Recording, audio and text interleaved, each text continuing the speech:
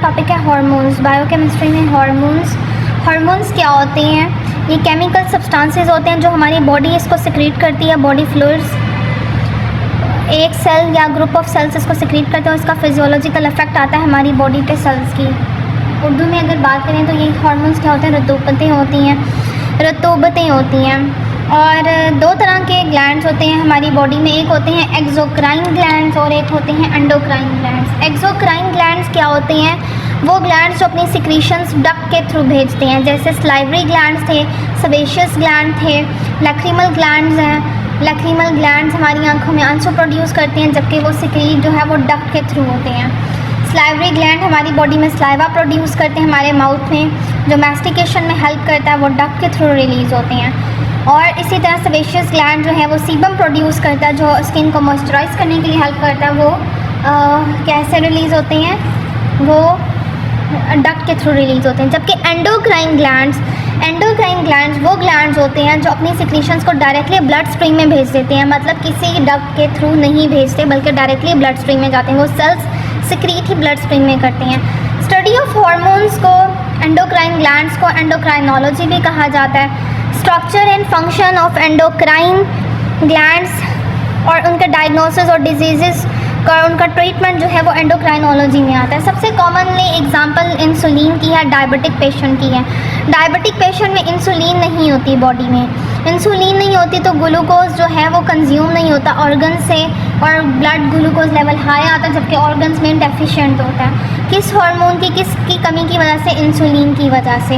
ये सबसे कॉमन बीमारी है। इसी तरह बहुत सारे हार्मोन्स हैं हमारी बॉडी सिक्रीट करती है, और उनके इम्बैलेंस से रिलेटेड बहुत सारे डिजीज़ हैं जो अब हमारे माशरे में बहुत कॉमन है हमारी सोसाइटी में, जिसके लिए मेडिकेशंस यूज़ की जा रही हैं। जैसे थायरॉक्सिन है, गले से जो हार्मोन निकलता है। जैसे किसी में अनफर्टिलिटी का प्रॉब्लम आता है, फीमेल्स में प्रोजेस्टेरोन की डेफिशिएंसी होती है, मिसकैरेजेस होते हैं इन हार्मोन के इम्बैलेंस की वजह से।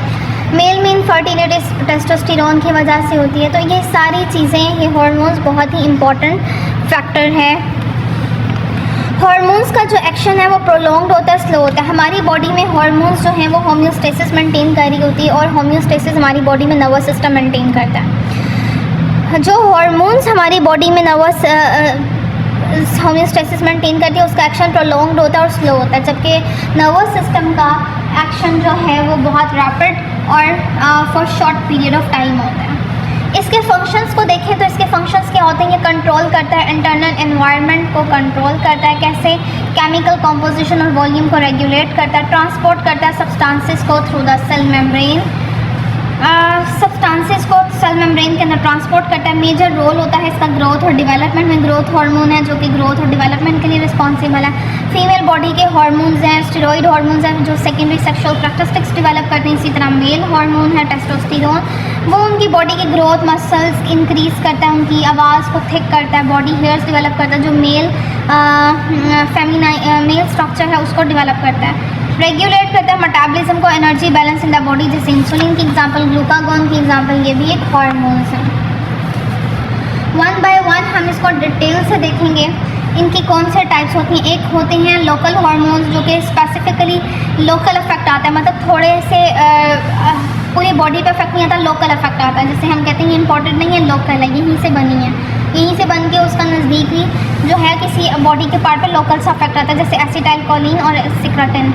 जनरल हार्मोन्स की बात करें, अफेक्ट करता है बॉडी को away from the point of secretion, जैसे GH hormone, growth hormone, thyroid hormone, estrogen, progesterone, इनके स्पेसिफिक रिसेप्टर्स होते हैं। इन हार्मोन्स को ज़्यादा स्पेसिफिक रिसेप्टर्स पे अटैच होते हैं। स्पेसिफिक रिसेप्टर्स पे अटैच होने के बाद वो अपना रिस्पॉन्स शो करते हैं। रिसेप्टर्स की बात करें तो पेप्टाइड की जो हमारी केमिकल नेचर होती है हार्मोन्स की, या तो वो अमीनो एसिड्स की नेचर होती है या फिर वो लिपिड्स in नेचर होते हैं। जो अमीनो एसिड इन नेचर हैं उनके जो रिसेप्टर्स हैं वो सेल मेम्ब्रेन पे होते हैं, और जो स्टेरॉइड इन नेचर है उनके रिसेप्टर्स सेल साइटोप्लाज्म के अंदर होते हैं। पेप्टाइड इन नेचर में कौन कौन से हार्मोन्स आते हैं? एंटीरियर पिट्यूटरी हार्मोन आता है, ग्रोथ हार्मोन आता है, पोस्टीरियर पिट्यूटरी हार्मोन में ऑक्सीटोसिन आता है। ये पिट्यूटरी क्या है ये मैं आपको शो कर सकती।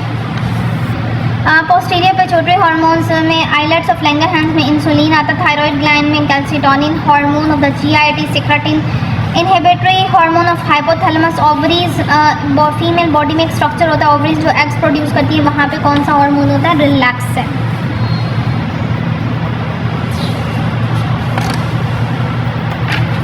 कुछ हार्मोन्स जो हैं वो ग्लाइकोपेप्टाइड होते हैं, कार्बोहाइड्रेट और प्रोटीन्स दोनों से मिलके बने होते हैं। उसमें कौन सा हार्मोन आ जाता है?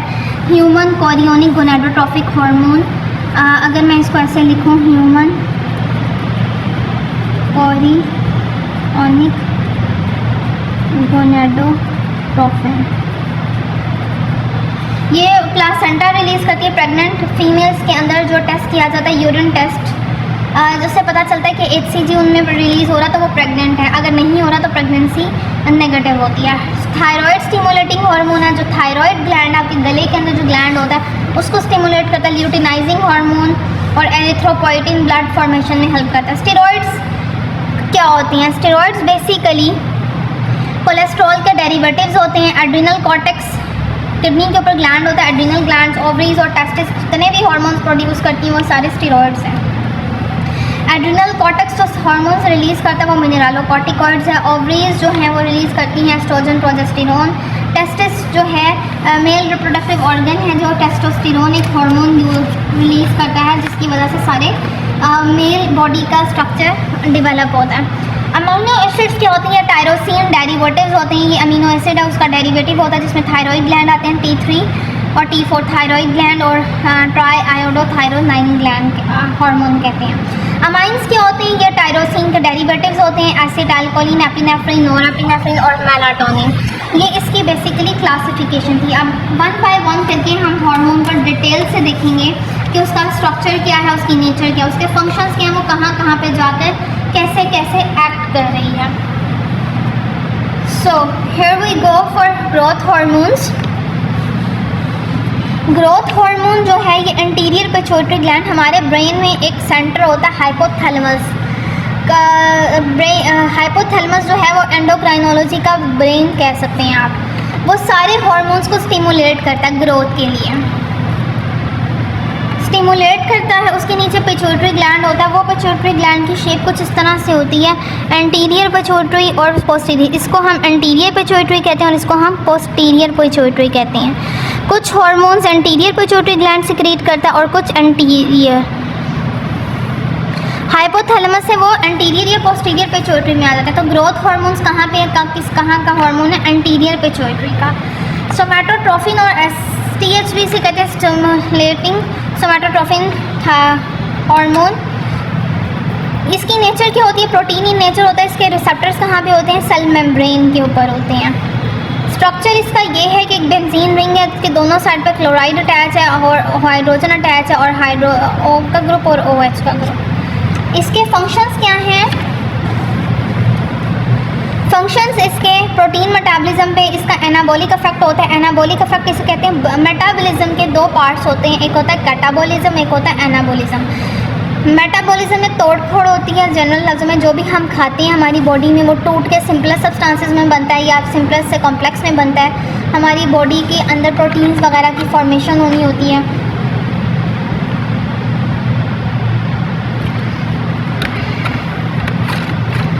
एनाबॉलिक इफेक्ट इसका किस पे आता है? एनाबॉलिक कहते हैं फॉर्मेशन को। स्केलेटल और कार्डिक मसल्स की फॉर्मेशन में हेल्प करता है। प्रोटीन की सिंथेसिस करता है, DNA और RNA की। अमाइनो एसिड की एंट्री को प्रोटीन मेटाबॉलिज्म पे मैं आपको इसके एक्शन बता रही हूँ। अमाइनो एसिड की एंट्री को सेल्स में इंक्रीज़ करता है। हमारे अमाइनो एसिड्स ब्लड में प्रेजेंट होते हैं, वो सेल्स या ऑर्गन्स में नहीं जा रहे थे। ग्रोथ हार्मोन आता है तो वो क्या करता है? उसका ट्रांसफ़र जो है इंक्रीज़ करवा देता है। किसके थ्रू? इस हार्मोन की वजह से अमाइनो एसिड्स जो हैं वो सेल्स में एंटर होते हैं। जब वो सेल्स में एंटर होते हैं तो वो वहाँ पे जाकर प्रोटीन्स की फॉर्मेशन करते हैं। जैसे इंसुलिन जो है वो ग्लूकोज की एंट्री इंक्रीज़ करवाती है सेल्स में। यह डिक्रीज़ करती है ब्रेकडाउन प्रोटीन्स की और फ्री फैटी एसिड को यूज़ करके एनर्जी को सप्लाई करती है। इसका इफेक्ट कार्बोहाइड्रेट मेटाबॉलिज्म पे क्या आता है? ये डायबिटोजेनिक हार्मोन है, इसके एंटी इंसुलिन इफेक्ट है। एंटी इंसुलिन इफेक्ट मतलब ये हाइपरग्लाइसीमिया कॉज करती है। जब ब्लड का ग्लूकोज लेवल डाउन हो जाए, आपने खाना नहीं खाया, आपका ब्लड में ग्लूकोज बहुत डाउन हो गया, तो इस हार्मोन ने एक्टिवेट होकर जो स्टोर्ड एनर्जी हमारी बॉडी में होती है ग्लाइकोजन की फॉर्म में मसल्स और लिवर में, उसको ये यूटिलाइज करके ग्लूकोज में कन्वर्ट कर देता है डिफरेंट मेटाबॉलिक पाथवे के थ्रू, और इसको एनर्जी सप्लाई करने में हेल्प करता है। और इसकी टेंडेंसी होती है इस हार्मोन की कि ये क्या कॉज कर सकता है, हाइपरग्लाइसीमिया कॉज कर सकता है, मतलब हाई ब्लड ग्लूकोज के लेवल को इंक्रीज़ कर देता है।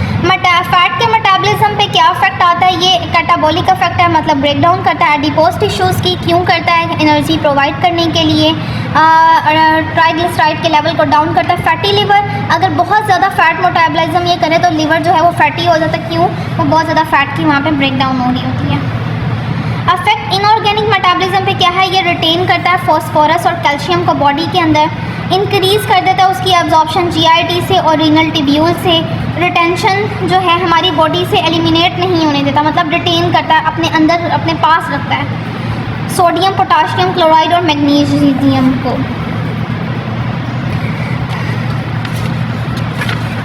Affect on bone, cartilage and soft tissues.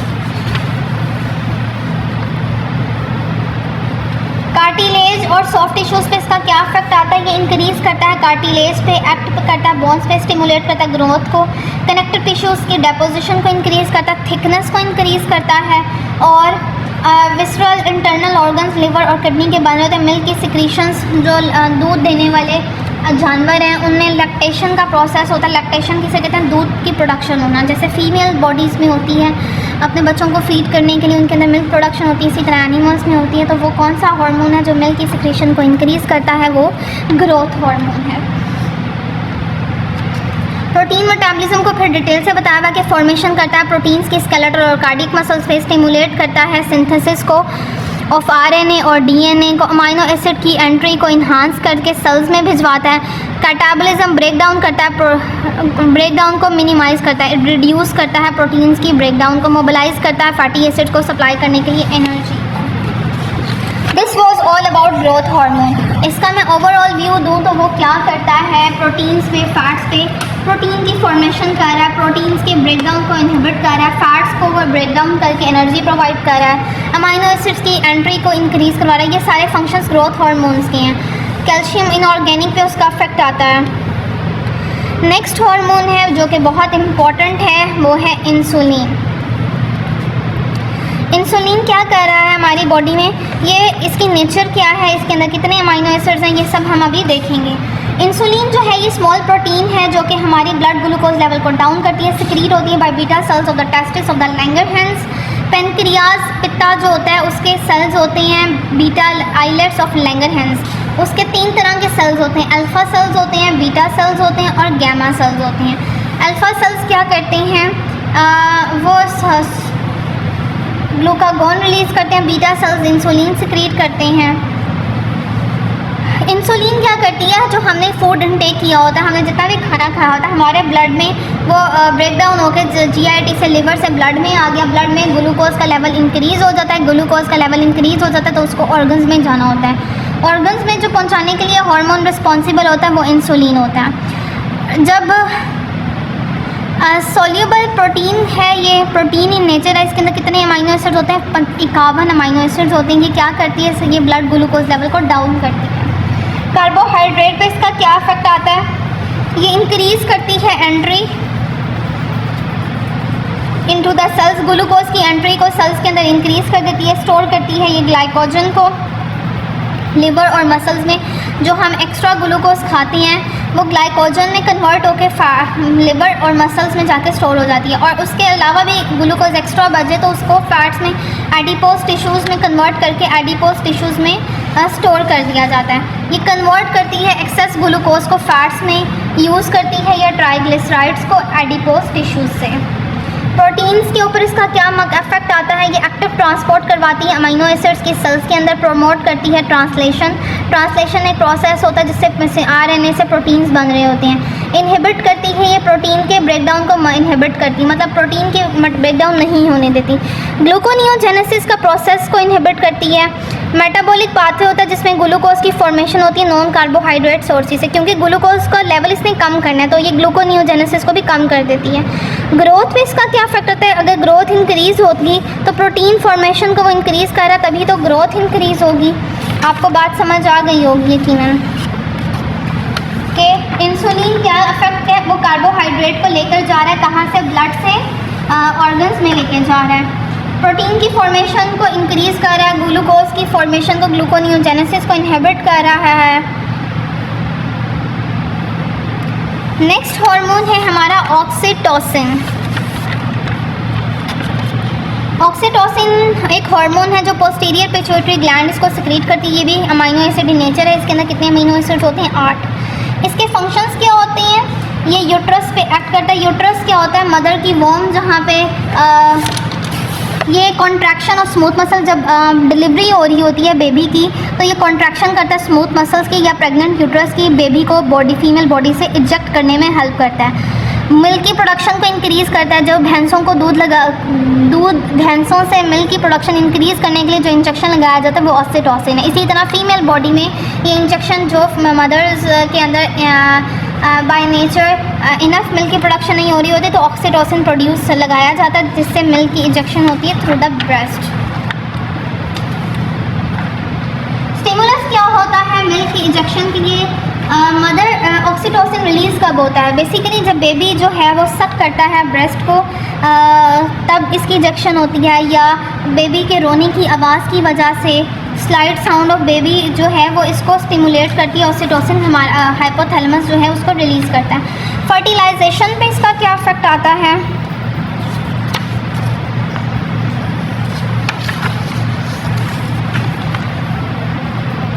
Fertilisation पे इसका ये इफेक्ट है कि यूट्राइन कॉन्ट्रैक्शंस और इनके सकिंग इफेक्ट सेमिनल फ्लूइड को, जो मेल रिप्रोडक्टिव ऑर्गन से, मेल रिप्रोडक्टिव ऑर्गन जो ड्यूरिंग सेक्सुअल इंटरकोर्स सीमन को फर्टिलाइज करती हेल्प करता है कि वो एग के साथ फर्टिलाइज करे और प्रेगनेंसी को मेंटेन करने के लिए। ब्लड वेजल्स में वेजोडाइलेशन करवाता है। वेजोडाइलेट मतलब पाइप्स जो हैं वो खुल जाते हैं, सिकुड़ना और खुलना होता है। खुल जाते हैं तो बीपी रिड्यूस हो जाता है। पिट्यूटरी ग्लैंड पे इसका क्या एक्शन होता है? ये प्रोलैक्टिन की सिक्रीशन कॉज करता है और इनहिबिट कर देता है एडीएच हार्मोन को। एंटी डायूरेटिक हार्मोन होता है, मतलब ये यूरिन की फॉर्मेशन को रिड्यूस करता है।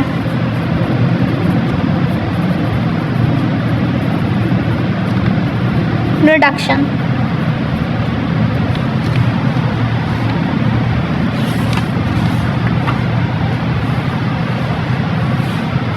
नेक्स्ट हार्मोन है हमारे पास टेस्टोस्टेरोन।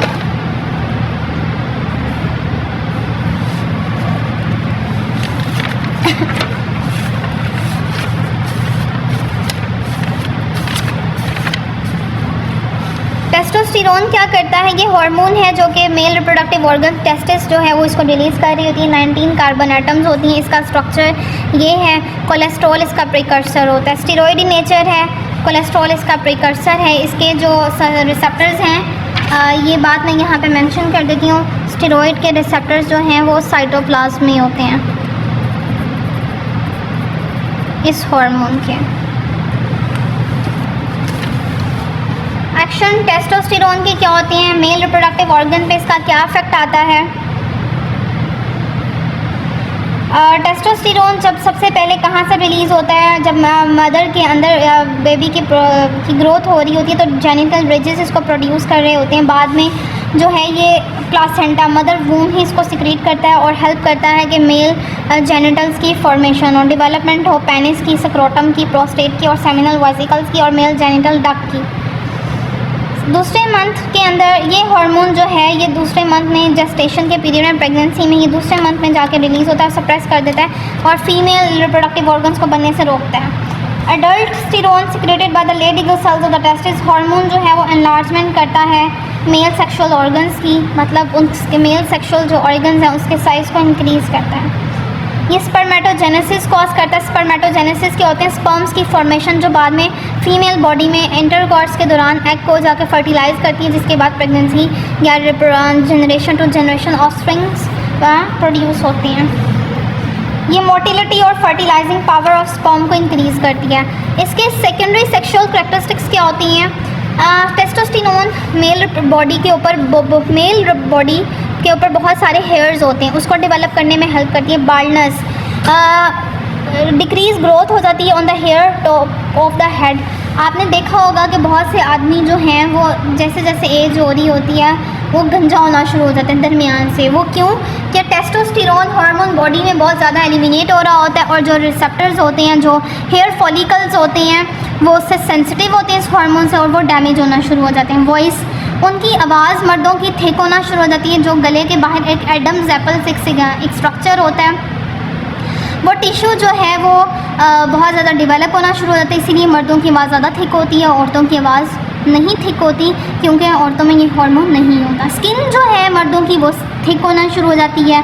थिक क्यों होना शुरू हो जाती है? उनमें रफनेस आ जाती है। सबक्यूटेनियस टिश्यू जो है इनमें कम होता है। डेपोजिशन होती है मेलानिन की। मेलानिन एक पिगमेंट होता है जो हमारी स्किन को कलर देता है। जिनके अंदर मेलानिन ज़्यादा होता है वो सांवले होते हैं, जिनके अंदर बहुत ज़्यादा होता है वो काले, जैसे अफ्रीकन्स होते हैं। जिनके अंदर कम होता है वो गोरे होते हैं। ये सारा हमारा स्किन का पिगमेंट जो है मेलानिन जो है वो रिस्पॉन्सिबल है। सेबेशियस ग्लैंड के सिक्रीशंस को इंक्रीज़ करते हैं सीबम प्रोडक्शन। इसीलिए जब मेल जब टीन एज में जा रहे होते हैं या जवानी की एज में, उनके अंदर एक्नी के प्रॉब्लम्स बहुत ज़्यादा होते हैं। बॉडी चेंजेस की बात करें तो टेस्टोस्टेरोन जो है ये शोल्डर्स को ब्रॉड करता है। मर्दों के जो शोल्डर्स होते हैं वो चौड़े होते हैं। मसल्स को इंक्रीज़ करता है। सबक्यूटेनियस फैट, जो स्किन के नीचे फैट्स होते हैं, उसको कम करता है।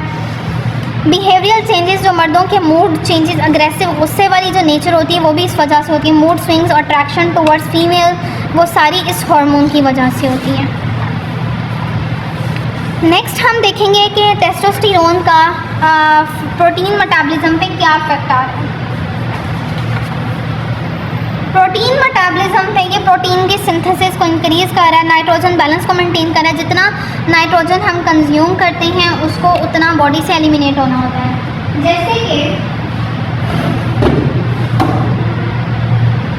जैसे कि हम खा रहे होते हैं, गोश्त वगैरह की चीज़ें खा लेते हैं। प्यूरीन्स, पायरिमिडीन्स हम खा रहे होते हैं in the form of meat, egg. तो जो हम अमाइनो एसिड्स में कौन सा ग्रुप होता है? अमाइनो ग्रुप होता है, जिसके अंदर NH2 ग्रुप होता है। नाइट्रोजन जो बॉडी में के डिफरेंट मेटाबॉलिक पाथवे से डिफरेंट कंपाउंड्स बनाता है, उस नाइट्रोजन को बॉडी से एलिमिनेट होना होता है। डिक्रीज़ करता है ब्लड यूरिया लेवल को। CNS पे इसका क्या इफेक्ट होता है? ये स्टिमुलस को, ये लिबिडो कॉज करता है, libido sex desire. Affects on bone thickness को इंक्रीज़ करता है। बोन मैट्रिसेस की क्वांटिटी को इंक्रीज़ करता है। डेपोजिशन कैल्शियम को की जो है को जमा करता है किसमें? बोन्स के अंदर। और नैरो करता है जो पेल्विस हिप गर्डल होता है मेल्स का, वो इतना ब्रॉड नहीं होता, उसको नैरो करता है, जबकि फीमेल्स में ये ज़्यादा होता है। वो क्यों? वो हम नेक्स्ट हार्मोन में देखेंगे। बॉडी लेंथ जो है उसको इंक्रीज़ करता है। लेकिन अगर ये प्यूबर्टी में या टीनेज में बहुत ज़्यादा एक्सक्रीड एलिमिनेट होता है टेस्टोस्टेरोन की वजह से, हाइट नहीं निकल रही होती है। अफेक्ट ऑन BMR, ये इंक्रीज़ करता है BMR को 12 से 16%। BMR नहीं, sorry, BMI, body mass index. इससे हम क्या करते हैं? कैलकुलेट करते हैं कि हाइट के अकॉर्डिंग बॉडी वेट कितना होना चाहिए। अफेक्ट ऑन RBCs पे इसका क्या इफेक्ट आता है? टेस्टोस्टेरोन जो है वो इंक्रीज़ करता है नंबर ऑफ़ RBCs को। हाउएवर ये मेटाबॉलिक पाथवे जो है हम डायरेक्टली RBCs की प्रोडक्शन को इंक्रीज़ करता है। इलेक्ट्रोलाइट बैलेंस को मेंटेन करने के लिए हेल्प करता है, जबकि रीअब्जॉर्प्शन करवाता है सोडियम की और वाटर की। और इसका ये वाला इफेक्ट जो है वो बहुत माइनर सा होता है। नेक्स्ट हमारा हार्मोन है एस्ट्रोजन। एस्ट्रोजन जो है ये फीमेल रिप्रोडक्टिव हार्मोन है, मतलब फीमेल सेक्स हार्मोन है। तो फीमेल बॉडी के अंदर जो टेस्टोस्टेरोन कर रहा था, जो मेल बॉडी के करैक्टरिस्टिक्स होते हैं वो टेस्टोस्टेरोन दे रहा होता है, और जो फीमेल बॉडी के करैक्टर्स होते हैं उसको एस्ट्रोजन दे रहा होता है।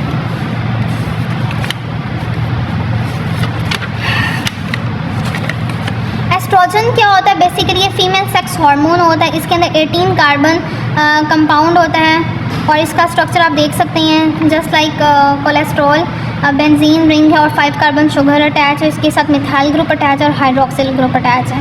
इसकी 3 टाइप्स होती हैं, 17 बीटा एस्ट्राडायोल और एस्ट्रॉन और एस्ट्रायोल। ये 3 फॉर्म्स में एग्जिस्ट करता है। इसके एक्शंस क्या होते हैं?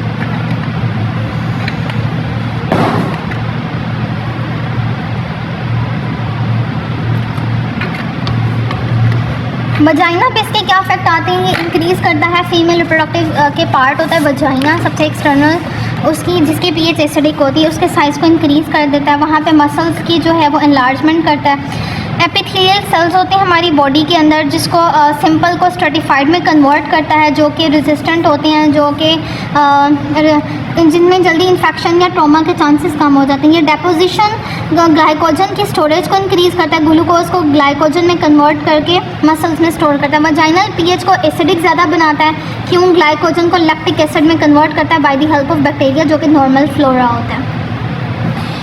एक्सटर्नल जेनिटेलियल्स पे क्या इफेक्ट होती हैं? इंक्रीज़ करता है साइज़ क्लाइटोरिस का और लेबिया माइनोरा का। ये कौन से पार्ट्स हैं? ये एनाटमी में आप देखेंगे फीमेल रिप्रोडक्टिव के कौन कौन से पार्ट्स होते हैं, उनके साइज़ को इंक्रीज़ करता है।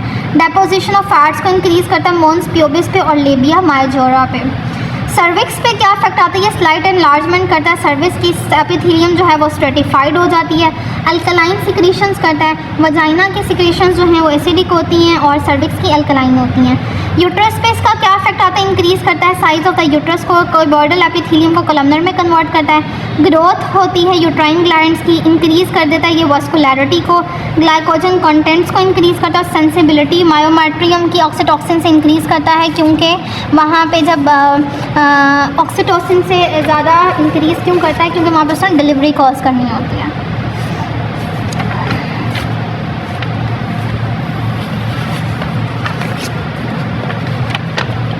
फ़ॉलोपियन ट्यूब्स पे इसका क्या इफेक्ट आता है? ये प्रोलिफरेशन करता है ग्लैंडुलर टिश्यूज़ की, इंक्रीज़ कर देता है नंबर और सीलिएटेड एपिथेलियल टिश्यूज़ को, ताकि जो है स्पर्म की मूवमेंट को तेज़ किया जाए ताकि वो एग के साथ फर्टिलाइज़ करें। पेरिस्टाल्टिक कॉन्ट्रैक्शन में हेल्प करता है। ओवरीज़ के अंदर एलएच और एफएसएच सिक्रीशंस को इनहिबिट करता है एस्ट्रोजन, ताकि ओवरीज़ के फंक्शन को रिड्यूस करता है। ये ऑरल कॉन्ट्रासेप्टिव जो कि वो टैबलेट्स जो कि बेबी बर्थ को कंट्रोल करती हैं, मतलब कॉन्ट्रासेप्शन के तौर पे हिफाजती जो फर्टिलाइजेशन को होने नहीं देती उसको कंट्रोल करती हैं, वो ओरल कॉन्ट्रासेप्शंस होती हैं। सेकेंडरी करैक्टरिस्टिक्स क्या होती हैं? ब्रेस्ट फीमेल बॉडी जब डेवलप हो रही होती है टीनेज के बाद, उसके अंदर सेकेंडरी करैक्टरिस्टिक्स डेवलप होना शुरू होते हैं। जैसे मेल्स में उनकी आवाज़ थिक होती है, उनकी प्रोटीन्स इंक्रीज़ होती हैं, उनका कद बढ़ता है। जैसे फीमेल्स में उनकी ब्रेस्ट की फॉर्मेशन होती है, तो ब्रेस्ट की फॉर्मेशन जो है वो एडिपोज टिश्यूज़ वहाँ पे ज़्यादा एक्यूमुलेट होना शुरू हो जाती हैं। एस्ट्रोजन का प्रोजेस्टेरोन के साथ साइनर्जिस्टिक इफेक्ट आता है और ब्रेस्ट ग्लैंड्स के अंदर जो है एल्वियो एंड ट्यूबुलर डक्ट सिस्टम होता है और लोबियो एल्वियोलर पोर्शंस होता है, जो कि ग्लैंड्स होते हैं जो कि मिल्क की प्रोडक्शन के लिए रिस्पॉन्सिबल होते हैं, जो कि उन सबको इसको स्टिमुलस मिलता है। स्मूथ अपीयरेंस ब्रेस्ट के लिए रिस्पॉन्सिबल होते हैं। स्किन जो है फीमेल्स की उसमें ब्लड सप्लाई को इंक्रीज़ करते हैं, सॉफ्टनेस और स्मूथनेस आती है, इसीलिए एस्ट्रोजन जो है क्रीम्स में, सॉप्स में, ऑयल्स में यूज़ किया जाता है। Affects on the voice, larynx जो है फीमेल का वो अपनी पहली टीनेज से पहले वाली, प्यूबर्टी से पहले वाली स्ट्रक्चर को ही मेंटेन करता है, वो इस हार्मोन की वजह से। अगर ये हार्मोन ना हो तो वो अपना चेंज कर लेता है। अफेक्ट स्केलेटन पे क्या होता है? जो हिप पोर्शन होता है फीमेल बॉडी का वो चौड़ा होना शुरू हो जाता है। ऑस्टियोब्लास्टिक एक्टिविटी होती है, ऑस्टियोब्लास्टिक मतलब बोन्स की फॉर्मेशन में हेल्प करता है। प्रोटीन के मेटाबॉलिज्म पे नाइट्रोजन सिंथेसिस करता है, डेपोजिशन करता है प्रोटीन्स की और मेंटेन करता है नाइट्रोजन बैलेंस को। नेक्स्ट है फैट के ऊपर इसका मेटाबॉलिज्म पे क्या इफेक्ट होता है? सिंथेसिस ऑफ फैट को इंक्रीज़ करता है, डेपोजिशन ऑफ फैट को सबक्यूटेनियस टिश्यूज़ में इंक्रीज़ करता है, ब्रेस्ट पे, थाइस पे और बटॉक्स पे। अफेक्ट वाटर और इलेक्ट्रोलाइट के बैलेंस को रिटेन करता है, सोडियम को, क्लोराइड वाटर को और इंक्रीज़ करता है एक्स्ट्रा सेलुलर फ्लूइड को। Menstrual cycle, female reproductive cycle में पीरियड्स आते हैं जो कि हर मंथ, उसके लिए रिस्पॉन्सिबल होता है प्रोलिफरेटिव फेज़ के लिए। उसके डिफरेंट फेजेस होते हैं, एक सिक्रेटिव होता है, एक प्रोलिफरेटिव होता है। तो प्रोलिफरेटिव फेज़ के लिए रिस्पॉन्सिबल होता है। ब्लड कोलेस्ट्रॉल जो है लेवल को डाउन रखता है, इसीलिए फीमेल्स में लो लेवल होता है हार्ट डिसीज़ का, ये रेज करता है फाइब्रिनोजन लेवल को।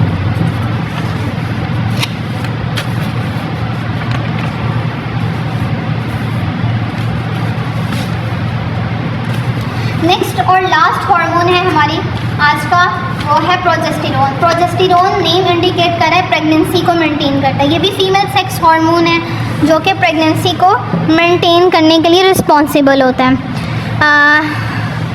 एक्शंस प्रोजेस्टेरोन के कहाँ कहाँ पे होते हैं? ये भी स्टेरॉइड इन नेचर है और ये साइटोप्लाज्म पे जाके एक्ट करता है। ये प्रमोट करता है सिक्रेटिव चेंजेस को एंडोमेट्रियम की during the secretive phase of the menstrual cycle. ये प्रिपेयर करता है यूट्रस को ताकि फर्टिलाइज्ड ओवम जहाँ वहाँ पे आकर एक्यूमुलेट हो सके, और डिक्रीज़ कर देता है ये एक्साइटेबिलिटी को ऑक्सीटोसिन से। ऑक्सीटोसिन जो है वो लेबर इंड्यूस कर रहा था, बेबी की डिलीवरी कर रहा था, जबकि प्रोजेस्टेरोन उसको मेंटेन करता है। स्टार्टिंग फेज में प्रोजेस्टेरोन ने इसीलिए आना होता है कि वो प्रेगनेंसी को मेंटेन करे। अगर आप तभी ऑक्सीटोसिन लेबर इंड्यूस करवा दोगे तो बेबी जो है इमेच्योर फॉर्म में बॉडी से बाहर चला जाएगा, जिसकी वजह से वो डेथ हो जाएगी या मिसकैरेज हो जाता है। फॉलैपियन ट्यूब फीमेल रिप्रोडक्टिव साइकिल का एक ट्यूब स्ट्रक्चर होता है जहाँ पे वो फर्टिलाइजेशन को इंक्रीज़ कर रहा होता है, स्पर्म की मूवमेंट को इंक्रीज़ करता है। सर्विक्स एक पोर्शन है, वहाँ की ये रिलैक्सेशन करता है, और रिलैक्सिन एक हार्मोन है जो सिर्फ प्रोजेस्टेरोन की प्रेजेंस में एक्ट करता है, उसको रिलैक्स रखता है। अगर उसकी कॉन्ट्रैक्शन और रिलैक्सेशन हो तो बेबी जो है वो मिसकैरेजेस के चांसेस होते हैं। वजाइना पे इसका क्या इफेक्ट आता है? ये प्रोलिफरेशन को इंक्रीज़ करता है, म्यूकस की सिक्रीशन को इंक्रीज़ करता है।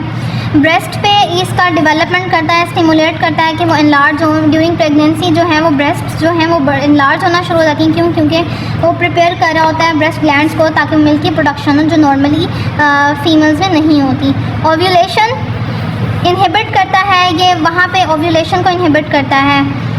Pregnancy during pregnancy ovulation is inhibited, वहाँ पे एग फॉर्मेशन अब नहीं हो रही होती क्योंकि सारा प्लासेंटा हार्मोन प्रोजेस्टेरोन में वो बेबी की प्रोडक्शन के लिए बेबी को की डेवलपमेंट के लिए रिस्पॉन्सिबल है। अफेक्ट क्या है? प्रोटीन मेटाबॉलिज्म पे, प्रोटीन की सिंथेसिस को ये इंक्रीज़ कर रहा है और उसको मोबिलाइज़ कर रहा है। प्रोटीन्स मदर से फीटस में जा रही होती हैं। इलेक्ट्रोलाइट को बैलेंस का ये क्या करता है? सोडियम की एक्सक्रीशन करवाता है, नाइट्रोयूरेसिस करवाता है और एक्सक्रीशन करवाता है abnormal amount of sodium in urine.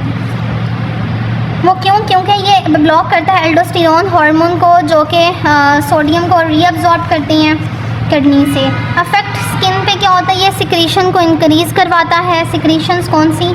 Sebum की इंक्रीज़ कर देता है सेबेशियस ग्लैंड की सिक्रीशंस को, और हेयर जो है स्काल्प के ज़्यादा ऑयली हो जाते हैं प्रेगनेंसी में, इसीलिए ये हार्मोन जो है रिस्पॉन्सिबल होता है। प्री मेंस्ट्रुअल पीरियड आने से पहले फीमेल्स को एक्नी या की प्रॉब्लम फेस करनी पड़ती है वो इस हार्मोन की वजह से।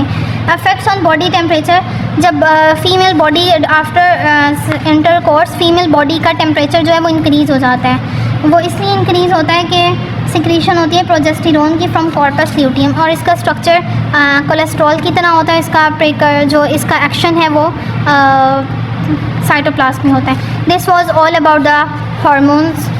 Thank you.